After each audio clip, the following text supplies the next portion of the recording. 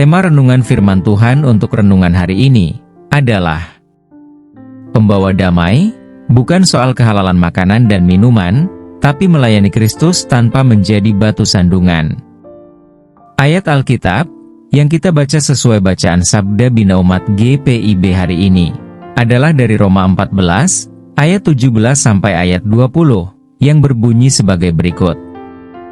Sebab kerajaan Allah bukanlah soal makanan dan minuman, tetapi soal kebenaran, damai sejahtera dan sukacita dalam Roh Kudus. Sebab, siapa saja yang melayani Kristus dengan cara ini, ia menyenangkan hati Allah dan dihormati oleh manusia. Sebab itu marilah kita mengejar apa yang mendatangkan damai sejahtera dan yang berguna untuk saling membangun. Janganlah engkau merusakkan pekerjaan Allah karena makanan. Segala sesuatu adalah suci, tetapi seseorang akan bersalah jika oleh makanannya, orang lain tersandung. Demikian pembacaan Alkitab, haleluya.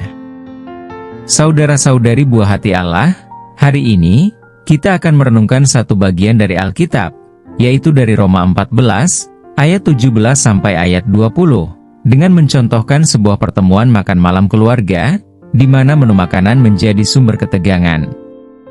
Sebagian menginginkan hidangan tradisional, sementara yang lain bersikeras pada pilihan makanan modern. Alih-alih menikmati persekutuan, semua orang pulang dengan perasaan frustrasi. Inilah situasi yang dibahas Paulus dalam kitab Roma, di mana orang-orang Kristen mula-mula bertengkar tentang masalah makanan dan minuman, di mana orang-orang Kristen keturunan Yahudi berpegang teguh pada hukum halal dan haram, sementara orang-orang Kristen non-Yahudi merayakan kebebasan mereka di dalam Kristus. Perdebatan tersebut berpotensi memecah belah kesatuan gereja. Inti dari pesan Paulus jelas. Kerajaan Allah bukanlah tentang makanan atau minuman, tetapi tentang kebenaran, damai sejahtera, dan sukacita dalam Roh Kudus. Yang penting adalah melayani Kristus, dan membangun satu sama lain dalam kasih.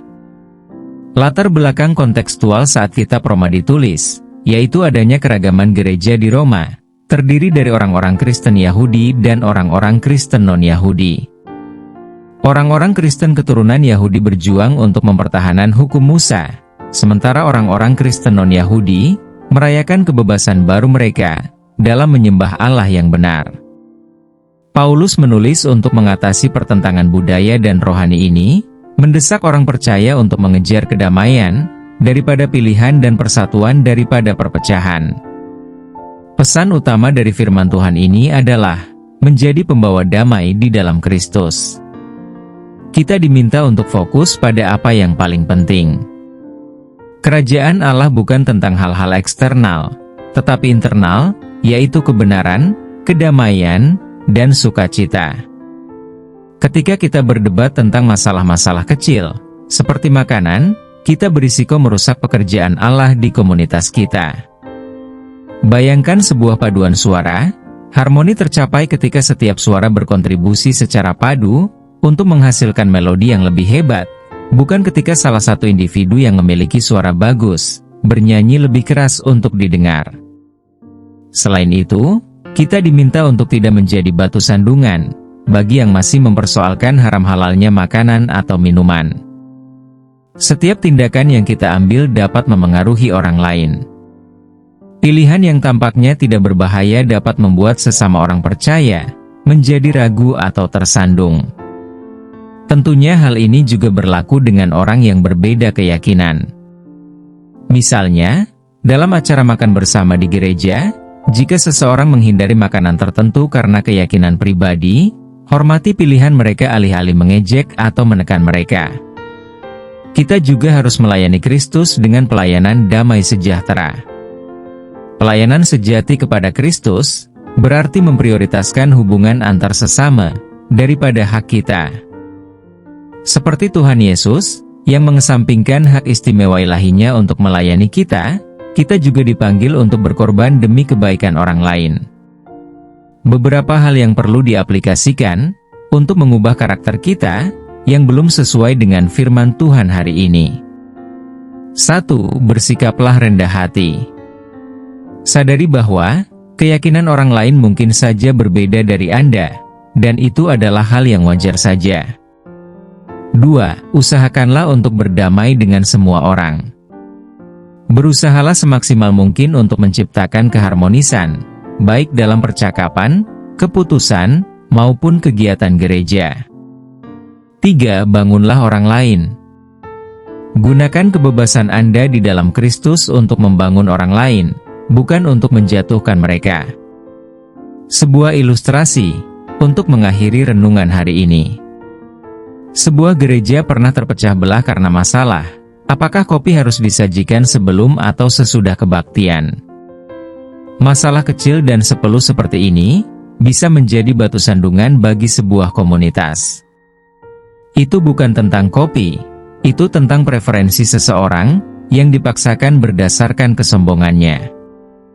Demikian pula halnya dengan tujuan kita, seharusnya adalah membangun jembatan, bukan justru untuk memutuskannya. Tuhan memanggil kita untuk menjadi pembawa damai, mengubah hati kita untuk mencari nilai-nilai kerajaan-Nya, jauh di atas keinginan kita sendiri. Ini membutuhkan kerendahan hati, tidak mementingkan diri sendiri, dan fokus pada apa yang benar-benar penting, yaitu melayani Kristus, dalam hal pelayanan damai sejahtera, dengan jalan saling mengasihi. Marilah kita berdoa.